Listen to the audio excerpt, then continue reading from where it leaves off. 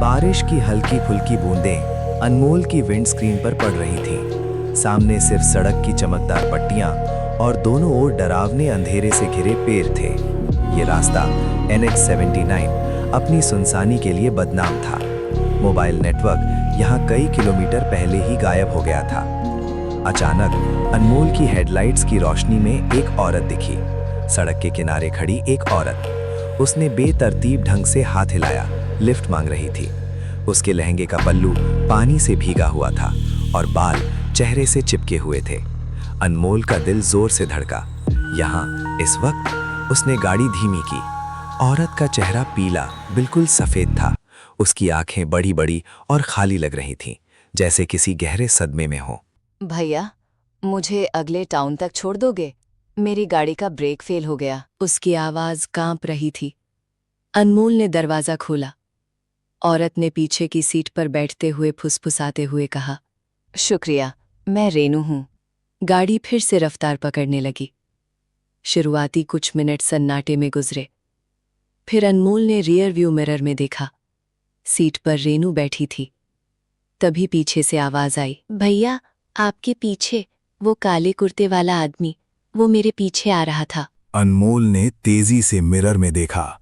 पीछे सुनसान सड़क के अलावा कुछ नहीं था।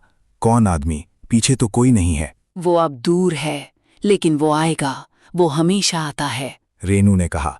थोड़ी दूर आगे सड़क किनारे एक टूटी फूटी धर्मशाला दिखी। रेनू ने अचानक कहा, यहीं रुकिए, मुझे यहीं उतार दीजिए।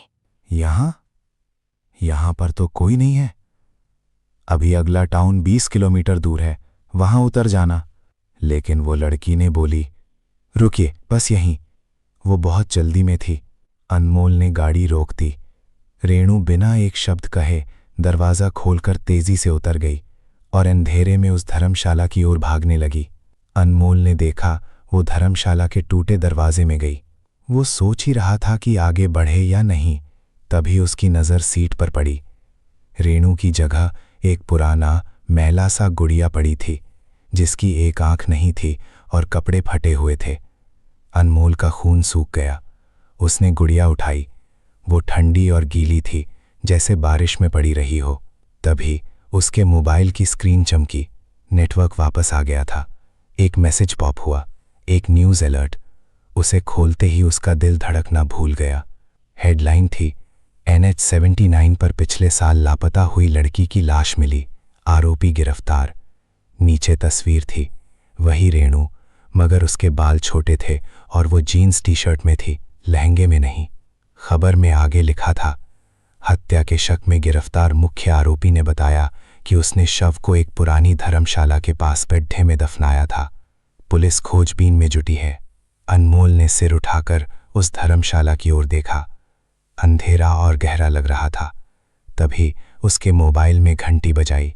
एक अनजान नंबर से कॉल आ रही थी। उसने हिचकिचाते हुए कान लगाया।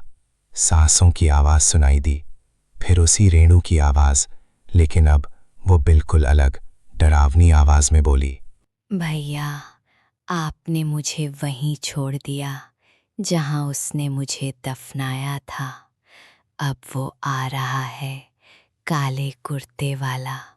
देखो, तुम्हारी गाड़ी के पीछे। अनमोल ने झटके से रियर व्यू मिरर में देखा। अंधेरे में सड़क पर गाड़ी से कुछ ही दूरी पर एक आदमी खड़ा था। लंबा, पतला, उसने काले कपड़े पहने थे। वो चल नहीं रहा था, बस सीधा खड़ा था और उसका सिर ऐसे घूमा हुआ था जैसे वो सीधा अनमोल की आंखों में देख रहा हो। फोन से आवाज फिर आई, एक अजीब सी मुस्कान के साथ। वो आ गया है और अब वो तुम्हारी तरफ बढ़ रहा है।